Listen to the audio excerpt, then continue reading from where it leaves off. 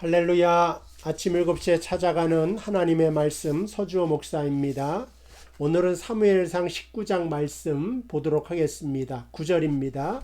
사울이 손에 단창을 가지고 그의 집에 앉았을 때에 여호와께서 부리시는 악령이 사울에게 접하였으므로 다윗이 손으로 수금을 탈 때에 사울이 단창으로 다윗을 벽에 박으려고 하였으나 그는 사울의 앞을 피하고 사울의 창은 벽에 박힌지라 다윗이 그 밤에 도피하매 사울이 전령들을 다윗의 집에 보내어 그를 지키다가 아침에 그를 죽이게 하려 한지라 다윗의 아내 미갈이 다윗에게 말하여 이르되 당신이 이 밤에 당신의 생명을 구하지 아니하면 내일에는 죽임을 당하리라 하고 미갈이 다윗을 창에서 달아내리매 그가 피하여 도망하니라. 아멘. 오늘 사무엘상 19장의 말씀도 계속해서 사울이 어떻게 집요하게 다윗을 죽이려고 했는가, 다윗의 피난 생활에 대한 말씀이 계속해서 이어지고 있습니다. 여기서 우리가 잠깐 살펴볼 것은 9절 말씀에 여호와께서 부리시는 악령이 사울에게 접하였다. 그 다음에 지난주에도 읽었지만 18절 10절에 하나님께서 부르시는 악령이 사울에게 힘있게 내렸다. 이러한 말은 쉽게 하나님이 악령을 부리셔서 사울을 통하여 다윗을 괴롭히거나 죽게 하시는 것이 아닙니다. 악령이라도 하나님의 통치 아래 있다 하는 표현을 여호와께서 부리시는 악령이다 이렇게 말씀하고 있습니다. 그러니까 이 세상에 선도 있고 악도 있죠. 그런데 선하신 하나님과 악한 세력이 대등하게 대적하는 관계가 아니라고 하는 것을 우리가 알아야 됩니다. 영화에서는 또 소설에서는 그 극적인 효과를 더하기 위하여서 선과 악이 아슬아슬하게 지고 이기는 싸움을 하지만 실제적으로 영적인 싸움에서는 하나님을 비교할 만한 어떠한 신도 없다. 하나님이 큰 권세 아래 모든 영들이 있다 하는 것을 우리가 말씀을 통하여 오늘 하나님이 악령을 부리셨다 이러한 말로 표현하고 있고, 그 본뜻은 하나님이 모든 만물의 통치자가 되신다고 하는 것을 알려주고 있는 것입니다. 자, 사울이 이 다윗을 죽이기 위하여 무엇을 하고 있습니까? 그러니까 18장에도 창을 들고 오늘도 창을 들어서 다윗을 향하여 찢기 위하여 창을 던지고 있습니다. 근데 그 다윗은 별로 이렇게 대적하는 것이 없고 도망만 다니고 그 사울의 적대 행위에 대하여 똑같이 무력을 동원하지 않는다고 하는 것이 좀 독특합니다. 그리고 다윗을 돕는 사람이 여기저기서 일어나는데 그게 사울의 아들이에요. 요나단. 그리고 또 오늘 본문 말씀에 보니까 사울의 딸 미갈이 다윗의 생명을 돕고 있고 그를 구출해내는 장면이 나오고 있습니다. 그래서 이 사울의 하는 모든 일들은 다 실패를 하고 다윗을 죽이는데 실패하는 것을 알 수가 있습니다. 어쨌든 이 말씀을 통하여 하나님의 백성이 현실 세상 속에서는 어떻게 보면 그렇게 영광스러운 모습이 아닐 수도 있다. 그리고 하나님의 약속과 소망이 꼭 인간의 육체적인 눈에 보기에 좋은 대로만 성취되는 것은 아니다 하는 것을 알 수가 있습니다. 지금 세상에서 권세 잡은 자들이 많이 있습니다. 세상의 권력자들. 그 권력자들이 하나님의 백성을 편드는 것이 아니라 때로는 핍박을 하고 해하려고 득세하고 있고, 그래서 하나님의 백성이 도망 다닐 때도 있습니다. 그것은 우리나라도 마찬가지였고 실제로 우리의 모든 삶을 통하여서도 믿는다는 것 한 가지로 말미암아 내가 좀 더 참아줘야 되고 양보해야 되고 그냥 바보처럼 있어야 될 때가 있다고 하는 거죠. 그러니까 그런 걸로 봐선 세상은 사울처럼 득세한 것처럼 느껴지고 우리는 늘 뭐라 그럴까 하여간 미약한 채로 힘없이 이렇게 쭈그러져 있어야 되는 존재인가 하는 그런 우울한 생각도 들 때도 있는 것입니다. 그런데 오늘 말씀을 통하여 우리가 붙잡는 것은 사울은 그가 가진 권세로 승리하는 결과를 맺지 못하고 스스로 자멸하고 패망하고 만다. 결과적으로 도망자인 것처럼 보이는 다윗이 최후의 승리를 하게 되는 것을 알 수가 있습니다. 그래서 우리가 하나님 편에 살면서 꼭 사울의 모습, 왕의 모습으로 있는 것이 우리의 본래 모습은 아니다. 도망 다니는 다윗의 모습이라도 그 속에서 얼마든지 하나님의 백성의 모습을 찾아볼 수가 있는 것입니다. 마태복음 7장 15절에 보면 나무와 열매에 대한 그 말씀이 나옵니다. 제가 좀 한번 찾아보겠습니다. 오늘은 마태복음 7장입니다. 마태복음 7장에 보면 예수님께서 나무와 열매에 대한 그러한 말씀을 하시고 있습니다. 거기에서 보면 15절에 거짓 선지자들을 삼가하라. 16절에 그들의 열매로 그들을 안다. 가시나무에서는 가시 열매가 맺을 거고 포도나무에선 포도가, 엉겅퀴에서는 무화과 열매가 맺히지 않는다. 이와 같이 좋은 나무마다 아름다운 열매를 맺고 못된 나무가 나쁜 열매를 맺는다 이거죠. 그러니까 우리들은 좋은 나무가 되어 좋은 열매를 맺어야 되고 그 사람이 어떠한가는 그 무성한 것 있잖아요. 가시나무가 무성한데 열매는 가시나무죠. 엉겅퀴가 무성한데 열매는 엉겅퀴죠. 근데 포도나무가 삐쩍 말라도 한 송이를 맺어도 포도는 포도 아니겠습니까? 그것을 말해주는 거예요. 너의 인생 속에 화려한 것, 무성한 것 있으면 좋겠죠. 누구보다도 100배, 1000배 갑절의 복을 누리는 것도 있으면 좋겠지만 그러나 더 중요한 것은 무성한 것보다 내가 하나님의 사람이냐 세상의 사람이냐, 내가 가시나무냐 무화과 나무냐, 그게 먼저 중요하다고 하는 것입니다.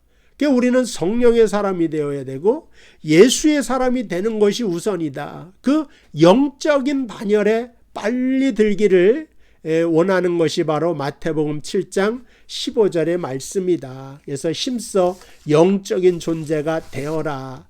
그러면 어떤 열매로 그것을 알아보느냐? 갈라디아서 5장 22절 말씀입니다. 앞에서 보면 그 16절에 성령을 따라 행하라. 그리하면 육체의 욕심을 이루지 않는데 육체의 소욕은 성령을 거스리고 성령은 육체를 거스리는데 육체의 일은 분명하니 음행, 더러운 것, 호색, 이게 육체의 열매들이에요. 우상숭배, 주술, 원수 맺는 것, 분쟁, 시기, 당짓는 것, 이거 다 육체의 열매입니다.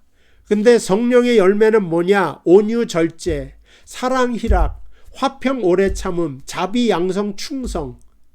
이게 바로 영적인 열매입니다.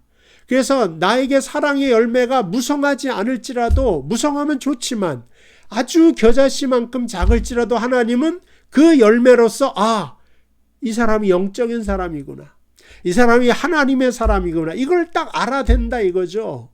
근데 우리는 세상적인 생각으로 무성한 것만 찾는 거예요. 사울 같은 왕의 능력만 주십시오. 그러면 악신이 나를 부려도 관계없습니다. 그러한 인생은 하나님이 원하시는 인생이 아니다. 다윗의 모습은 볼품이 없고 도망자이지만 하나님은 그를 주목하여 보시고 그를 최후의 승리자로 만드시는 것을 우리는 기억해야 될 것입니다. 신자란 무엇인가? 좋은 나무가 되어야 됩니다. 그 속에서 사랑, 희락, 화평, 오래 참음이 나와야 되는 것이고 세상에는 이런 것이 없어요. 오직 있다면 투기와 분쟁과 질투뿐이 없는 것입니다. 그렇다고 우리가 다윗처럼 쫓겨다닌다고 하나님의 자녀 노릇하지 못한다, 그건 아니라고 하는 것이죠. 하나님, 우리가 세상이 자랑하는 지식이 많아서 지식이 없어서 영성이 올라가지 못합니다. 이런 건 아니라는 거죠. 우리가 승진을 한다고 아름다운 열매를 맺는 것도 아닙니다. 그러니까 오늘 우리가 많이 가졌다고 꼭 쓸모있는 존재가 되는 것은 아니다. 그렇기 때문에 하나님이 오늘 다윗의 도망자의 모습을 보여주면서 다윗은 도망자일 때도 하나님의 사람이었고 왕이 되어서도 하나님의 사람이었다. 너희도 마찬가지. 병들었을 때도 있고 가난해졌을 때도 있고 그때 하나님의 사람이 되라는 겁니다. 부자였을 때 그때도 그래야지 하나님의 사람이 될 수가 있어요. 권세가 없을 때 하나님의 사람이 되어야지 권세가 많을 때도 하나님의 사람이 될 수가 있지. 권세가 없을 때 원망 불평하는 사람에게 권세가 주어진다고 감사 찬양이 나올까요? 그렇지 않다고 하는 것입니다. 그래서 우리가 다윗처럼 쫓겨다닌다고 울 필요도 없고 사울처럼 지금 많이 가졌다고 우쭐할 필요도 없다고 하는 것입니다. 요즘에야 캐나다 오니까 느끼지 못하지만 이제 한국에는 대학 입시철이 다가와서 이제 수능 시험을 본다는 거예요. 그러면 동네 절부터 무당 이제 교회에서도 이제 기도회가 시작이 됩니다. 제가 부목사일 때도 큰 교회에서 항상 철야, 금식 하시는 부모님들 많이 있죠. 그러면서 이제 하는 기도가 하나님 우리 애가 대학이 떨어지면 하나님 이 체면이 어떻게 됩니까?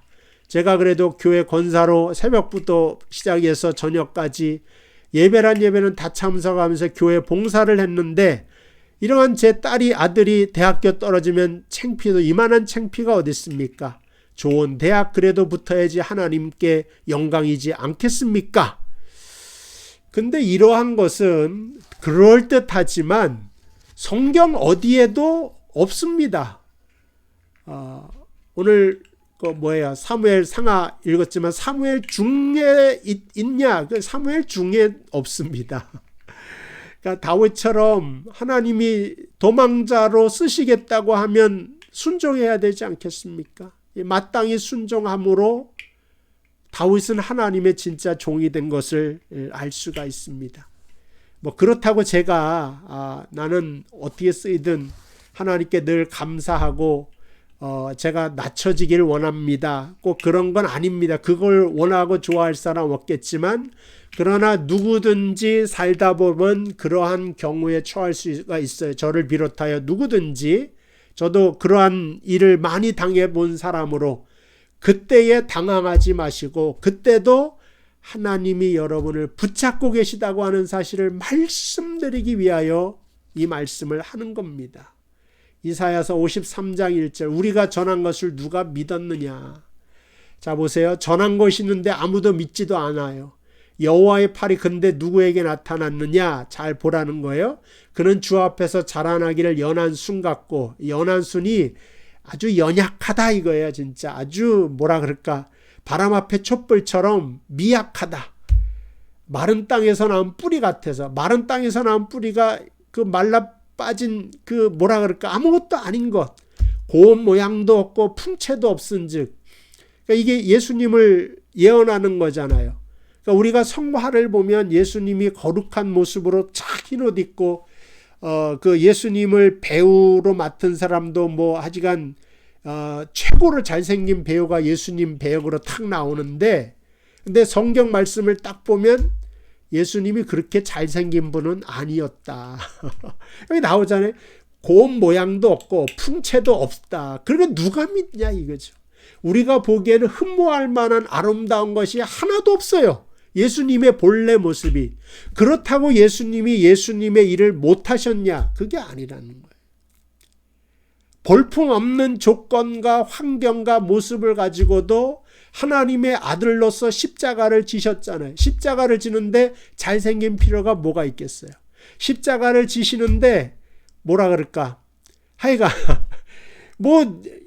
다른 좋은 옷 이런 게 다 필요 없잖아요. 그냥 하나님의 사람이 십자가 지는 겁니다. 때로는 그래서 우리가 하나님 내 모양을 보십시오. 내 풍채를 보십시오. 이렇게 나를 버리십니까? 원망할 것이 아니라 그 속에 계신 하나님의 뜻하신 것을 깨닫고 순종하여 갈 때 하나님께서 또 다른 모습으로 우리에게 그 영광된 모습을 보여줄 것입니다. 지금 겨울이죠. 나뭇잎이 다 떨어졌습니다. 근데 봄이 되면 싹이 여기저기서 막 나오는데 막을 수가 없어요. 어떻게 막아요, 그걸? 냉장고를 다 틀어놓는다고 봄에 싹이 나는 걸 막을 수가 있습니까? 그것과 마찬가지로 하나님의 역사는 막을 수가 없는 거예요. 다윗이 왕이 되고 다윗이 예수 그리스도의 초상이 되는, 다윗의 후손으로 주님이 오셔서 온 인류를 구원하시고자 하는 하나님의 뜻은 여기 풍채가 없고 모양도 없고 흠모할 만한 것이 없고 이런 것들이 다 막을 수가 없어요. 이런 조건들이. 하나님의 뜻하신 바는 그냥 이루어진다. 여러분들을 향한 계획도, 저를 향한 계획도, 우리 교회를 향한 계획도 다 이루어질 것입니다. 그것을 믿고 오늘도 힘차게 달려가는 저와 여러분들 되시기를 주님의 이름으로 축복을 드립니다. 기도하십시다. 하나님 감사합니다. 코로나 시대에 미약하고 보잘것 없어지는 것을 느끼는 우리 성도들 있습니까? 그러나 전능하신 하나님이 함께 계시며 붙잡고 있다고 하는 사실을 믿으며 오늘도 승리하며 살도록 역사하여 주옵소서. 예수님의 이름으로 기도하옵나이다. 아멘. 감사합니다. 내일 이 시간에 또 뵙겠습니다.